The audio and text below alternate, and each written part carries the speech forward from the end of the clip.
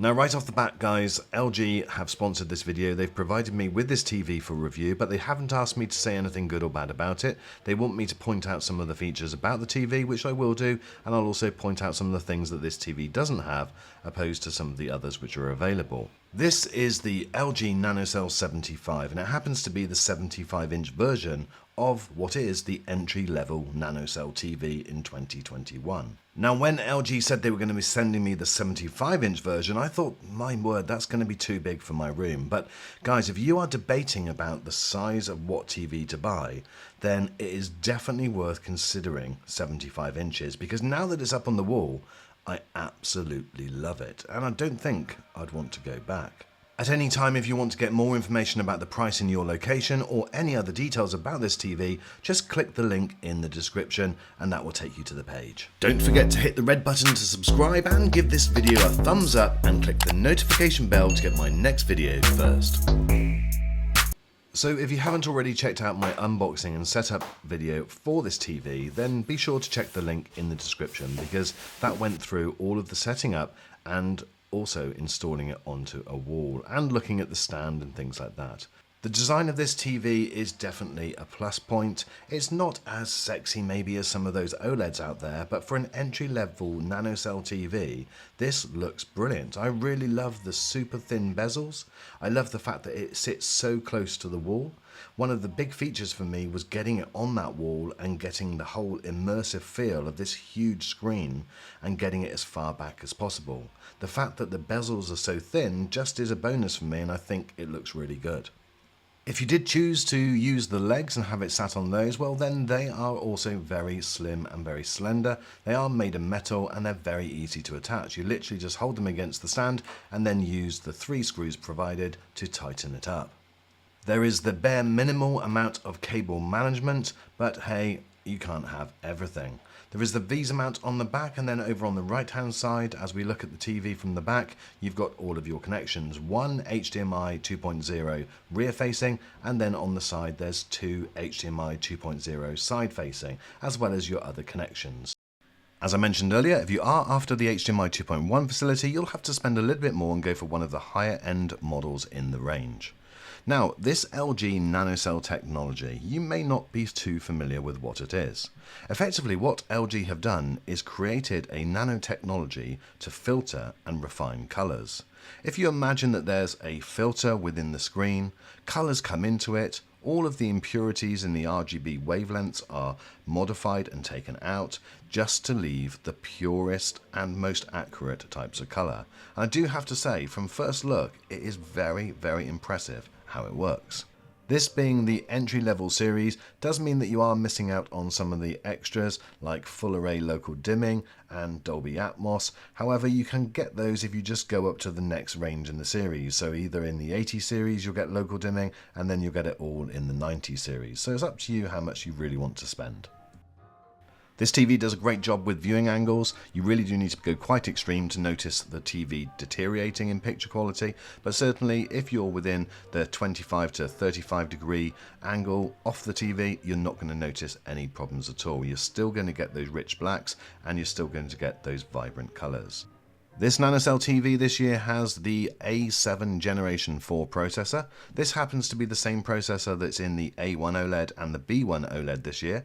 I've also got the C1 OLED, which has got the A9 processor, and yes, that is definitely noticeably better, but certainly there's no problem with this one at all. You're not going to be looking at this TV and thinking it's slow, it's not handling movement very well, it's causing any issues. There are no problems with that. What the processor will do is automatically detect your ambient light settings and make adjustments, and it's that type of thing that's maybe just a little bit slower. What this TV does give you though, which certainly my 55-inch OLED doesn't, is just a wow factor in terms of size. It is just stunning to sit, play a game in front of. Now, I do feel sometimes that people get too worked up about the actual specs, especially when it comes to that controversial subject of things like HDMI 2.1, variable refresh rate, FreeSync, all of those things. For the majority of people, and certainly the person that's buying this TV, you're going to be buying it because of the size of it. You're going to be buying it because it's 75 inches. This still does a great job playing games. There's nothing wrong with it at all. And it's only if you're probably more of a pro gamer, someone where the refresh rate is going to be important, variable refresh rate, FreeSync, all of those things are going to be more important to you, then you need to go for a higher end model that's got HDMI 2.1. It is still nice to see that you do have Game Optimizer here, although bear in mind it is going to be more of a scaled back version because you've not got those extra HDMI 2.1 features. What you are able to do though is to change the game genre, so you can go from role-playing games to first-person shooter, and it will just adjust the settings a little bit. What I would say though is I've loaded up the new F1 2021 game, and boy, playing this and tearing through the streets of Monaco is an absolute joy, and one of the things that makes it so good is playing it on this huge screen. Now obviously HDMI 2.1 has only been out for a few years, so some people are making a lot of the fact that TVs do or don't have them. Sure, it is going to be effective when you're looking at online gameplay, the refresh rates and variable refresh rate, and again if you're hooking this up to a high-end computer, that might be something which is even more noticeable. But for me, with my PS5 playing occasional gaming, I'm not noticing any problems with this at all. So if you're like me, the majority of what I watch on TV is through my satellite or cable box, and that is just standard TV. It's not all HDR content. What this TV does really well with its processor is upscaling, and it does a great job of 4K upscaling. It's one of the better ones, and again, price per inch and value for money, I just think that it is very, very good.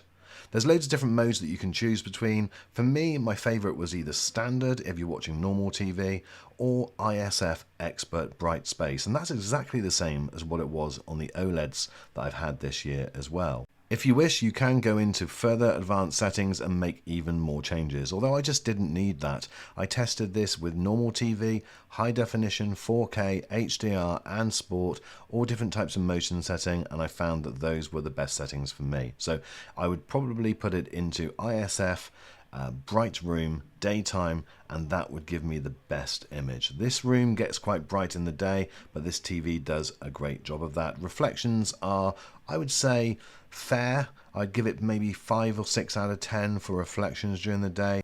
Comparing that to my LG C1 OLED, I'd give that about a 2 out of 10. You can see here I've taken a freeze frame and there's definitely some reflections coming through, but I've got 2 windows in this room.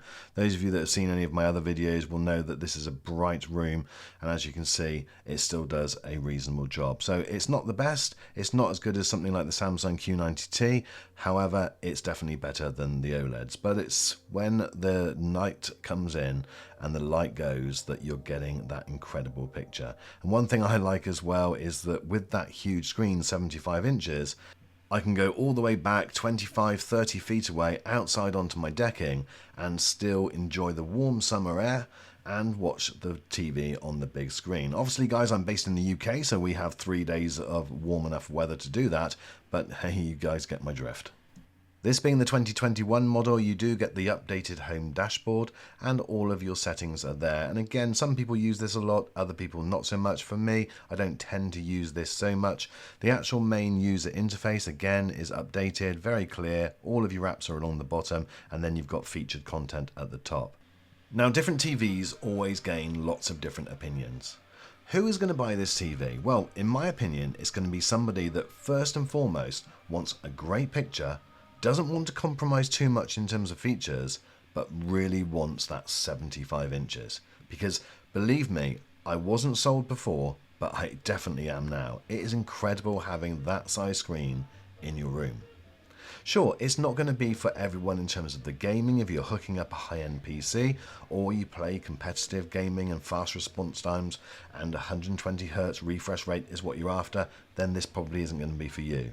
But this TV will tick the majority of boxes for the majority of the people. And I think there's a phrase, for the many, not the few.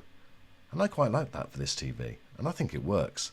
This TV is for the many. Thank you, my friends, for watching this video. Let me know what your thoughts are in the comments. Is this something that you would consider? If not, why not? I look forward to seeing you on the next video. Thanks again, guys.